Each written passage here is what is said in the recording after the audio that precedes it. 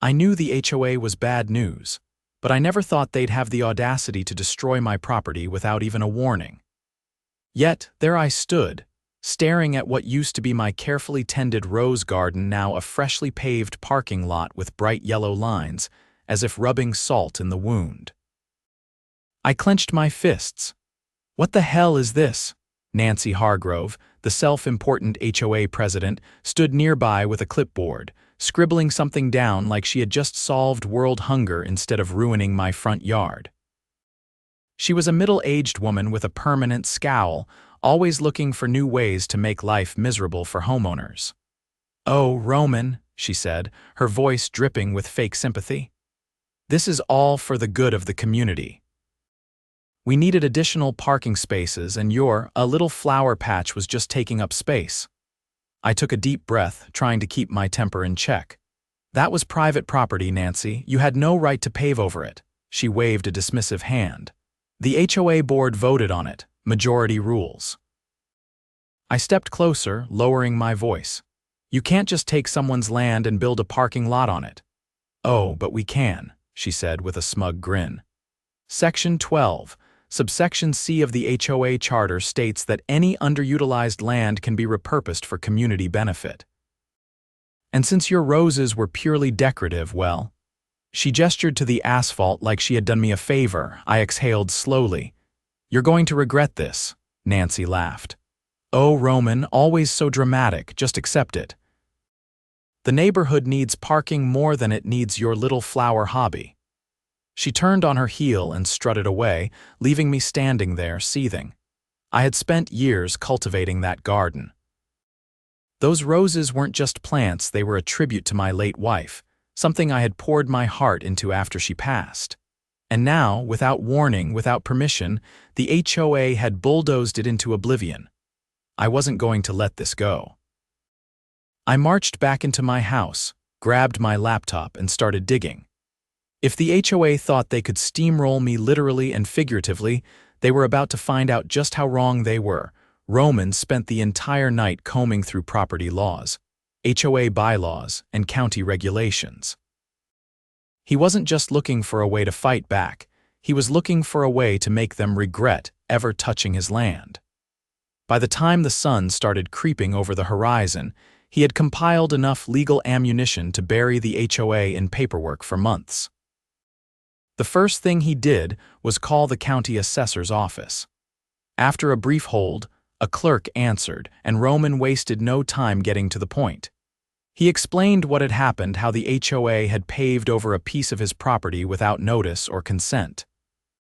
The clerk, a no-nonsense type, pulled up the records and confirmed exactly what Roman already knew: the land was his. "That's a private lot," the clerk said. "The HOA had no right to alter it without your permission. If they made changes, they might be in violation of zoning laws, property rights, and even trespassing statutes." Roman thanked the clerk and immediately contacted a local attorney specializing in property disputes. After a short consultation, the attorney confirmed that this was a textbook case of property violation. The HOA had not only destroyed his garden, but had also illegally modified land they didn't own. That was all Roman needed to hear. The next step was calling the city's zoning department. If the HOA had paved over his land without the proper permits, that lot wasn't just illegally constructed, it was a liability waiting to happen. The city official on the other end of the line sounded unimpressed with the HOA's actions, but promised to send an inspector to assess the situation. By the afternoon, Roman stood in his driveway as a city inspector in a bright orange vest walked the perimeter of the newly designated parking lot, clipboard in hand. The inspector frowned, tapping his pen against his chin as he examined the fresh pavement. "This was done without a permit," the inspector said. "That's a serious violation. Who approved this work?" "The HOA," Roman said, his arms crossed. The inspector shook his head. "They don't have the authority to make structural changes to privately owned land. There are regulations for this kind of thing.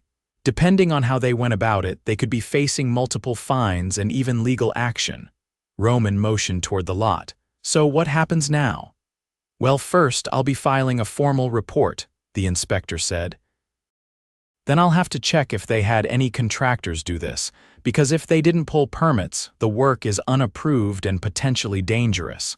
If that's the case, this whole thing could be ordered for removal. Roman nodded, satisfied.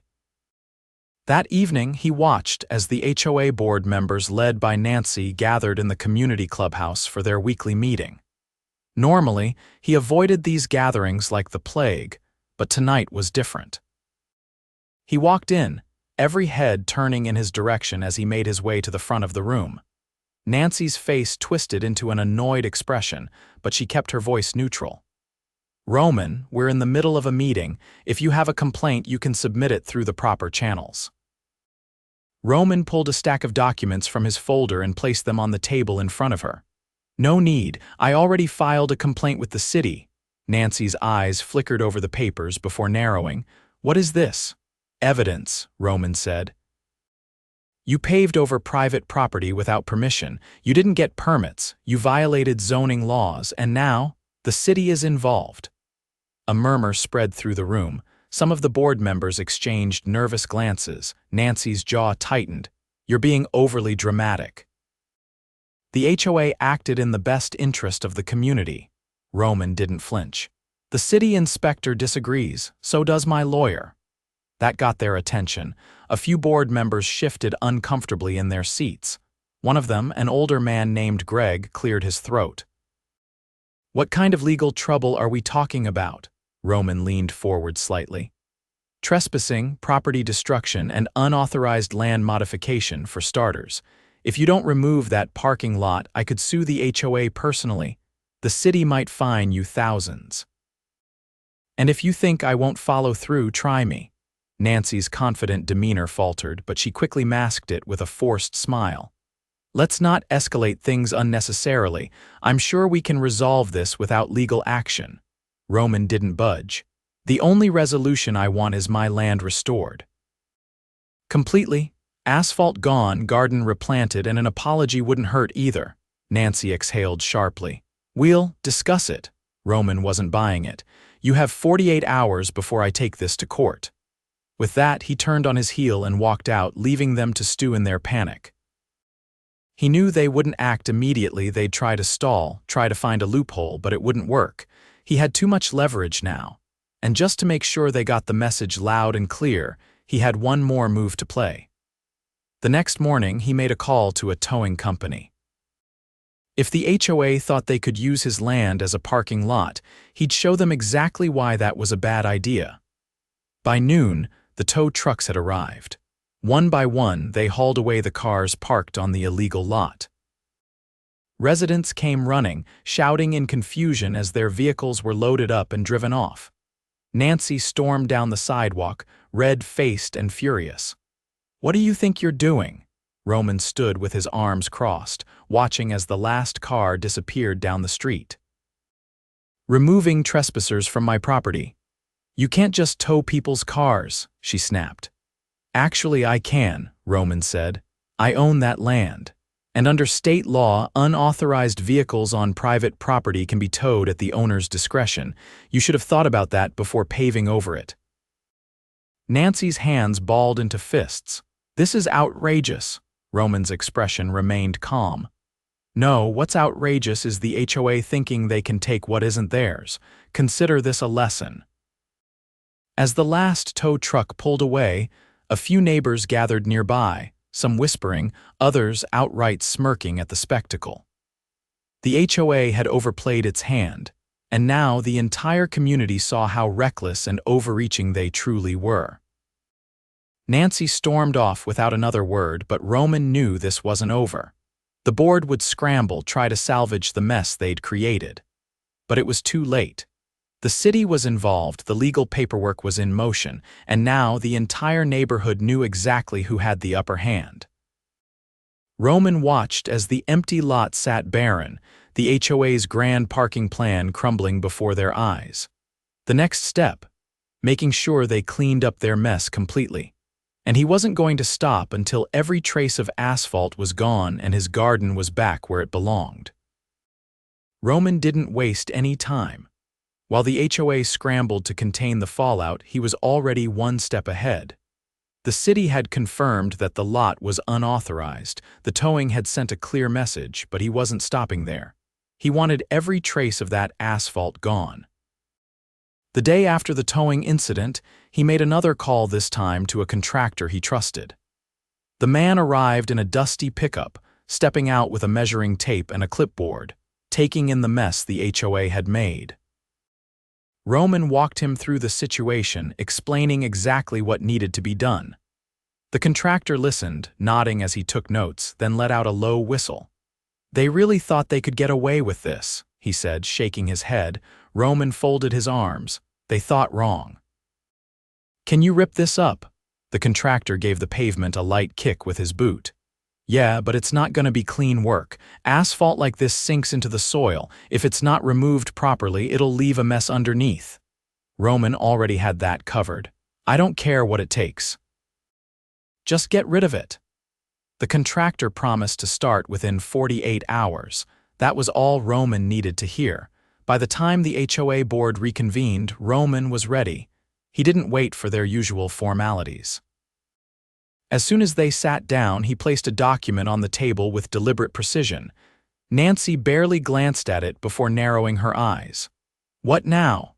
Roman leaned forward just enough to make his point clear. "That's a legal notice. I'm giving the HOA 72 hours to remove the unauthorized pavement. If you don't, I'll hire professionals myself and send you the bill." Nancy scoffed, but Greg, the board member who had been uneasy before, picked up the document and read it carefully. His face tightened as he scanned the contents. Another board member, a woman named Deanne, peered over his shoulder and frowned. Greg set the paper down slowly. "This says we're personally liable." Roman didn't blink. "That's right. Since the HOA acted outside its authority, any damages or legal fees won't come from HOA funds. They'll come from the board members who approved it." Nancy's mouth pressed into a thin line. "You're bluffing." Roman tapped the document. "Read the last paragraph. This isn't just a complaint anymore, it's a legal demand. If I have to escalate it, I will." Deanne looked at Nancy. "We need to fix this before it gets worse." Nancy wasn't ready to concede, but the pressure was mounting. The other board members were starting to see just how deep they were in. The HOA had made a massive mistake, and Roman had used it to turn the board against itself. Greg ran a hand through his thinning hair. "We should have gotten permits. We should have followed protocol." Nancy exhaled sharply. "Fine, we'll look into removal." Roman didn't let up. "No delays. No excuses. You have 72 hours.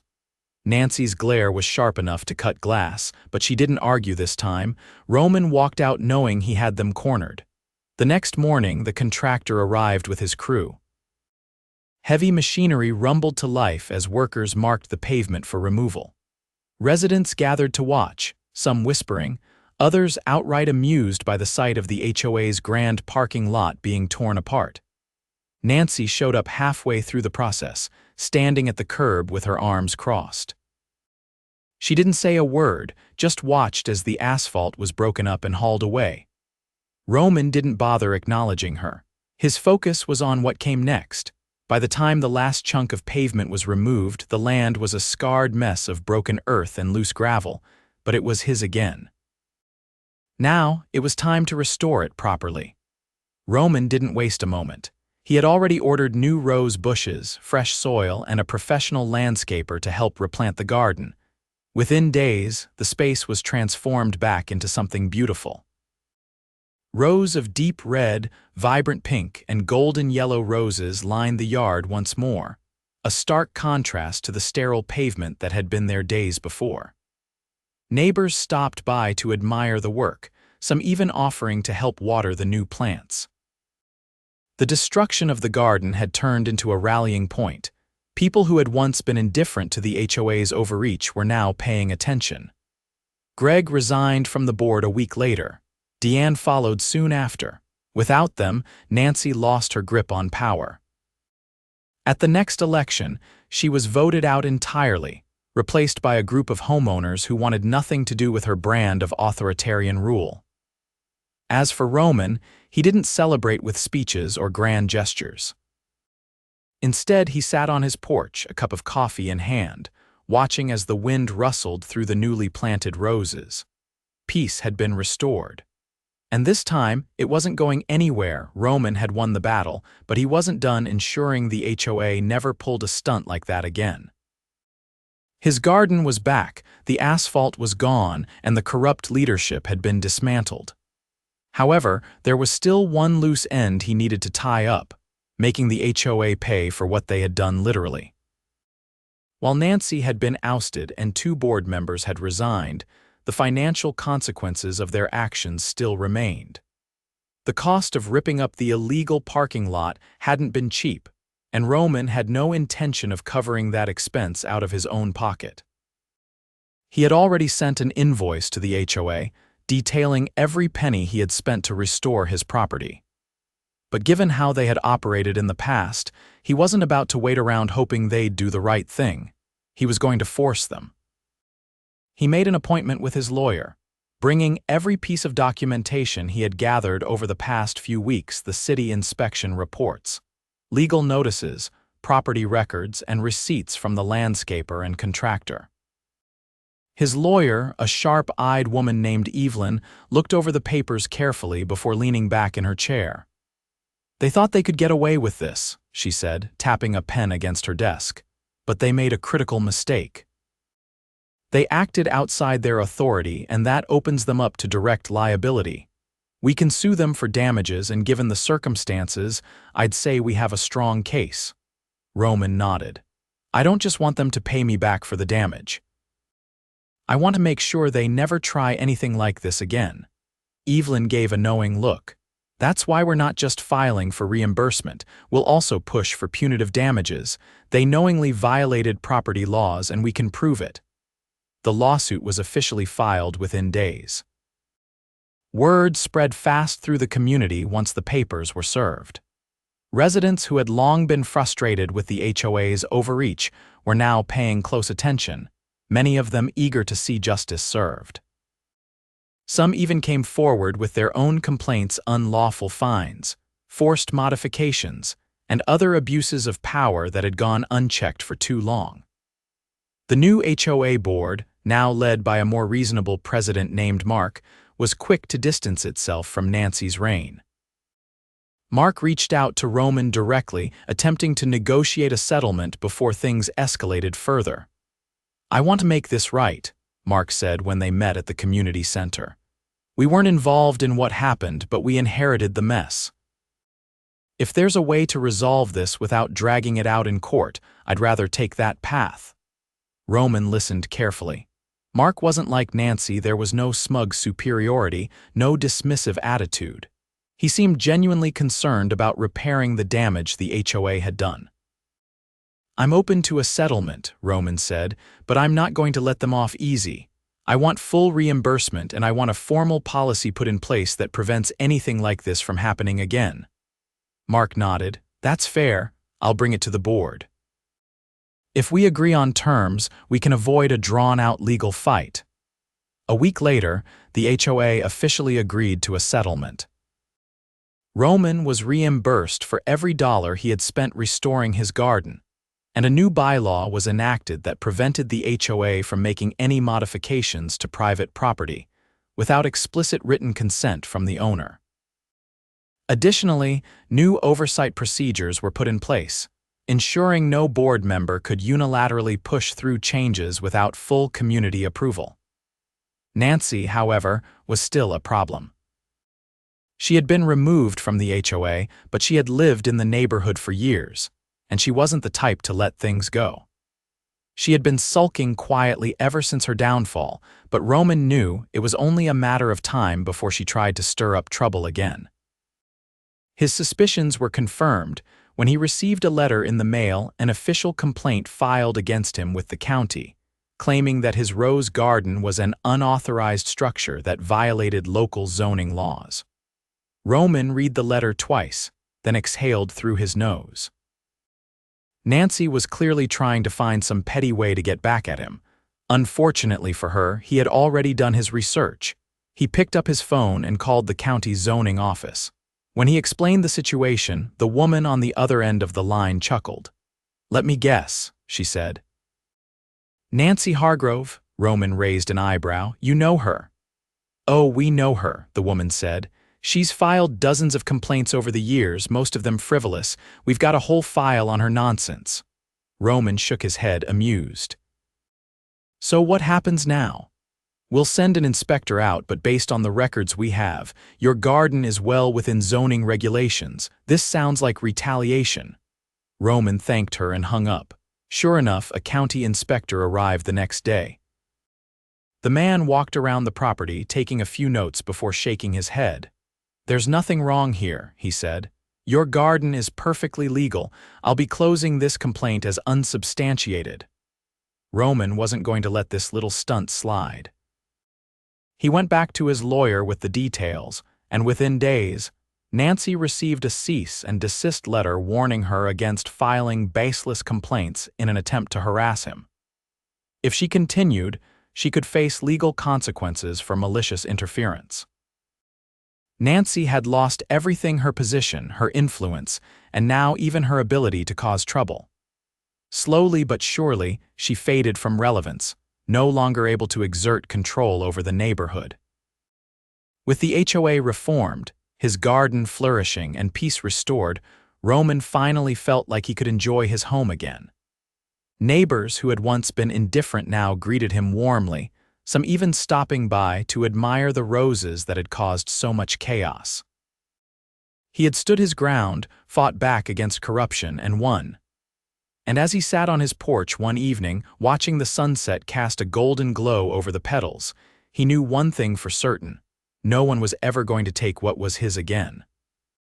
Roman had won the war, but there was one last thing he wanted to do before truly putting this ordeal behind him. The HOA had been forced to pay for their mistakes, Nancy had been neutralized, and the community had come together in a way he hadn't seen in years. But something still nagged at him.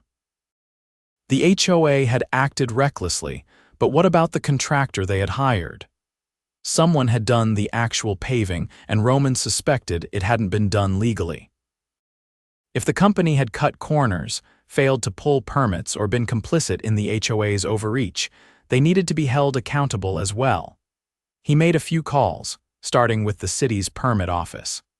The clerk on the other end sounded intrigued when he explained the situation. After pulling up the records, she confirmed what he had suspected. No permits had been issued for paving on his property. That meant the contractor had either been tricked by the HOA or had knowingly participated in an illegal job. Roman wasn't about to let either possibility slide.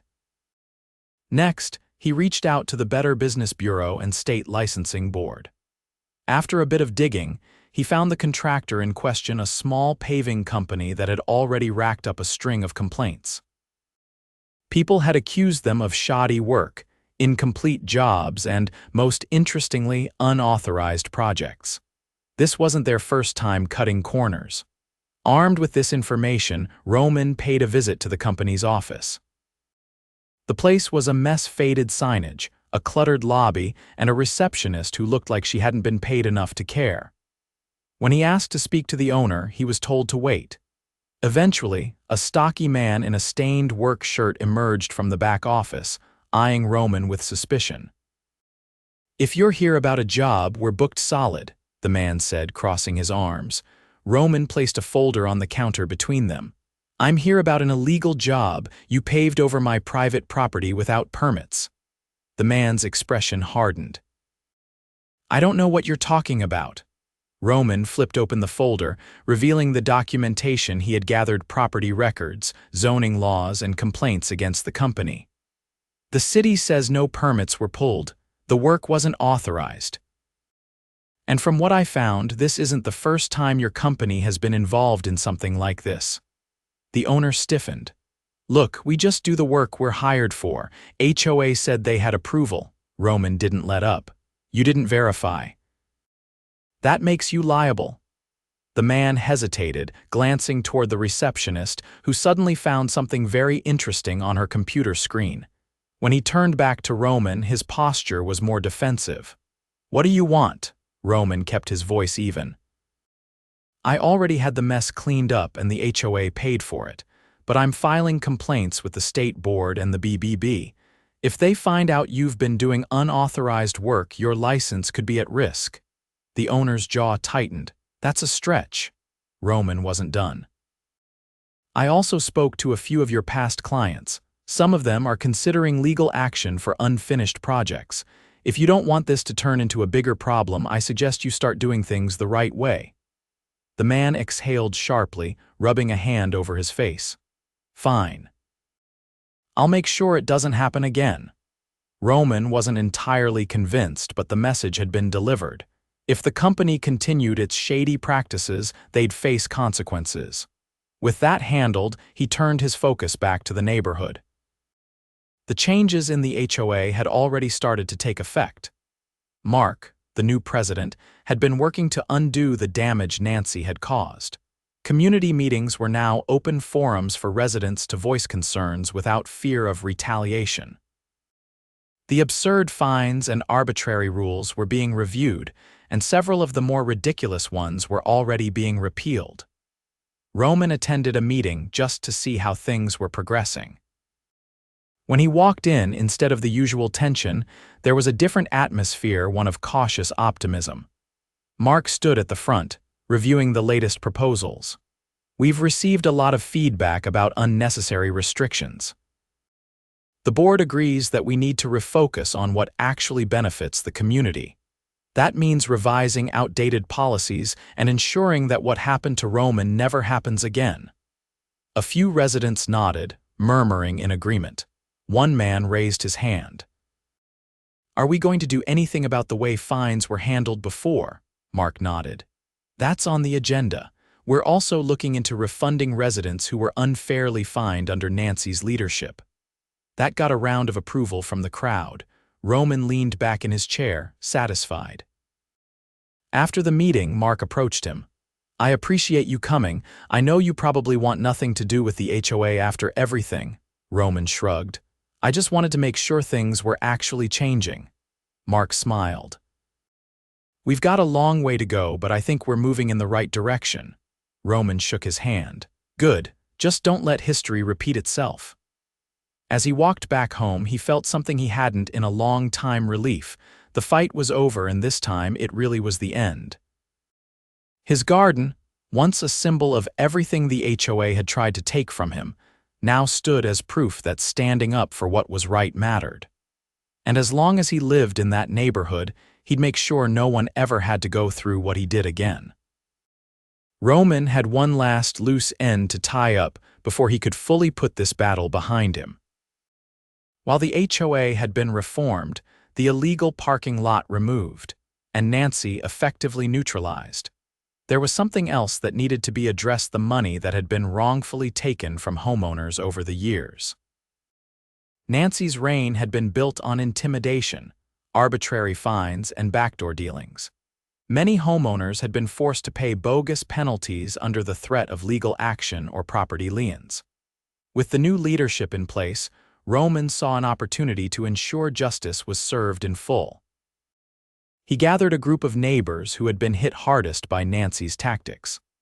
Some had been fined for minor infractions like leaving their trash bins out a few minutes past pickup time, while others had been forced to make unnecessary modifications to their homes just to avoid further penalties. Together, they compiled a list of wrongful fines and fees that had been issued under Nancy's leadership. Armed with this information, Roman met with Mark and the remaining board members in a closed session. Mark had already proven himself to be reasonable, but Roman didn't intend to leave anything to chance. Mark skimmed over the documents, his expression tightening as he read through the list of fines. The other board members exchanged uneasy glances, clearly realizing just how deep the corruption had gone. Roman leaned forward.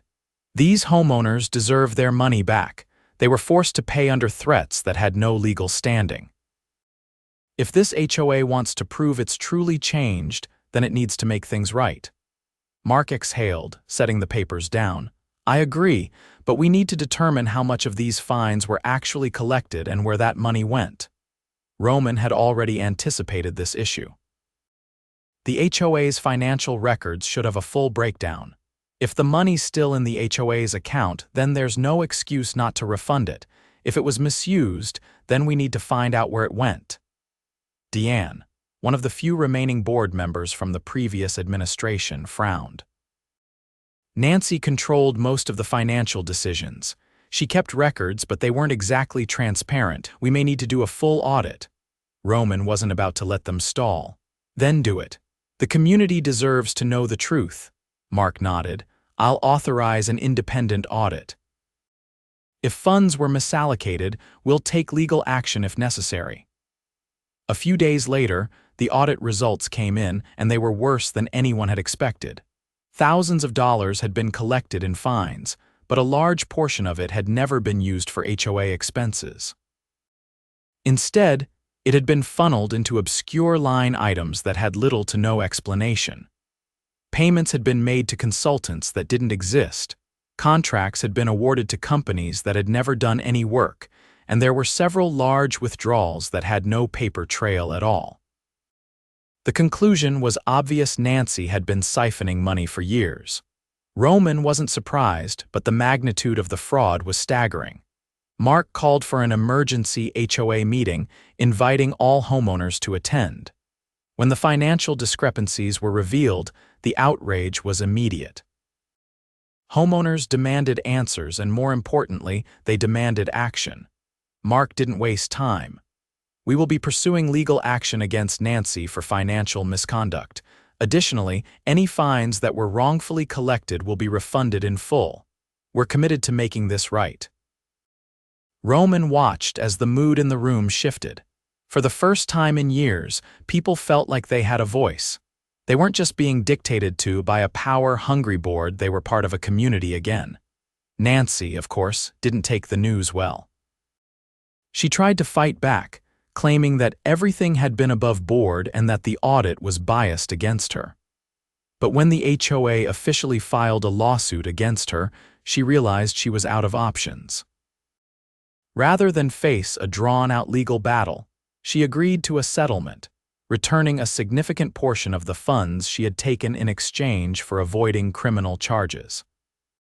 The money was redistributed to the homeowners who had been wrongfully fined, and with that, the last remnant of her control over the neighborhood was erased for good. Roman stood on his porch one evening, watching as a group of kids played in the cul-de-sac, their laughter carrying through the air. The neighborhood felt different now, lighter, freer. The tension that had once permeated every interaction was gone, replaced by a sense of community that had been missing for far too long. He had set out to protect his home, but in the process, he had helped change the entire neighborhood for the better.